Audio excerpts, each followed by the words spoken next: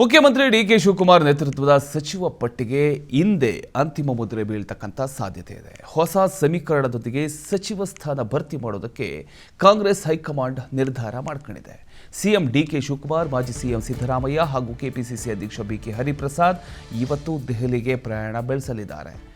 Young list, ಮಹಿಳಾ ಕೋಟಾ, ಹಿರಿಯ ನಾಯಕರಿಗೆ ಮಂತ್ರಿಗಿರಿ ಸಿಗ್ತಕ್ಕಂಥ ಸಾಧ್ಯತೆ ಇದೆ.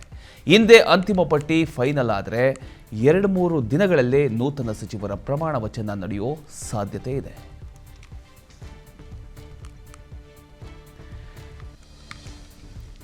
ಇವತ್ತು ಡಿ.ಕೆ. ಶಿವಕುಮಾರ್ ಅವರು, ಮಾಜಿ ಸಿಎಂ ಸಿದ್ದರಾಮಯ್ಯನವರು ಹಾಗೂ ಕೆಪಿಸಿಸಿ ಅಧ್ಯಕ್ಷರಾಗಿರತಕ್ಕಂಥ ಬಿ.ಕೆ. ಹರಿಪ್ರಸಾದ್ ಅವರು ಎಲ್ಲರೂ ಕೂಡ ಈಗ ದೆಹಲಿಯತ್ತ ಪ್ರಯಾಣ ಬೆಳೆಸ್ತಾ ಇದ್ದಾರೆ. ಕಾರಣ, ಇಷ್ಟು ದಿನಗಳ ಕಾಲ ಎಲ್ಲ ಶಾಸಕರು ಅಂದರೆ ಸಚಿವಾಕಾಂಕ್ಷಿಗಳು ತುದಿಗಾಲಲ್ಲಿ ನಿಂತು ಕಾಯ್ತಾ ಇದ್ದಂಥ ಸಮಯ ಈಗ ಕೂಡಿ ಬರ್ತಾ ಇದೆ.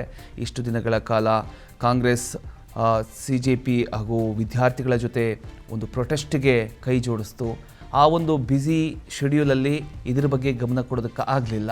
ಡಿ.ಕೆ. ಶಿವಕುಮಾರ್ ಅವರು ಪಟ್ಟಿಯನ್ನು ತೆಗೆದುಕೊಂಡು ಹೋಗಿದ್ದರು, ಅಗೇನ್ ಬರೀ ಕೈಯಲ್ಲಿ ವಾಪಸ್ ಬಂದರು. ಈಗ ಮತ್ತೆ ಬುಲಾವ್ ನೀಡಿದ್ದ ಕಾರಣ ಹೈಕಮಾಂಡನ್ನು ಭೇಟಿಯಾಗುವಂಥ ಸಾಧ್ಯತೆ ಇದೆ. ಹೈಕಮಾಂಡ್ ಜೊತೆ ಚರ್ಚೆ ಮಾಡ್ತಕ್ಕಂಥ ಸಾಧ್ಯತೆ ಇದೆ. ಚರ್ಚೆ ಮಾಡಿದ ನಂತರ ಪಟ್ಟಿಯನ್ನು ಅವರ ಮುಂದೆ ಇಡ್ತಕ್ಕಂಥ ಸಾಧ್ಯತೆ ಇದೆ. ಆ ಪಟ್ಟಿಗೆ ಅಂತಿಮ ಮುದ್ರೆ ಬೀಳ್ತಕ್ಕಂಥ ಸಾಧ್ಯತೆ ಇದೆ.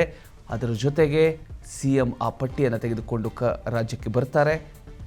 ಸಚಿವಾಕಾಂಕ್ಷಿಗಳ ಹೆಸರುಗಳನ್ನು ಅಧಿಕೃತವಾಗಿ ಘೋಷಣೆ ಮಾಡ್ತಾರೆ. ಅಷ್ಟು ಜನ ಸಚಿವಾಕಾಂಕ್ಷಿಗಳು ಪ್ರಮಾಣ ವಚನ ಸ್ವೀಕರಿಸ್ತಾರೆ. ಅವರವರ ಸಚಿವ ಸ್ಥಾನಕ್ಕೆ ಯಾವ್ಯಾವ ಖಾತೆಗಳು ಸಿಗಬೇಕು ಅದು ಕೂಡ ಸಿಗ್ತವೆ. ಅವರ ಜವಾಬ್ದಾರಿಯನ್ನು ಅವರು ನಿಭಾಯಿಸಿಕೊಂಡು ಹೋಗುವಂಥ ಒಂದು ಸಮಯ ಬರ್ತಾ ಇದೆ.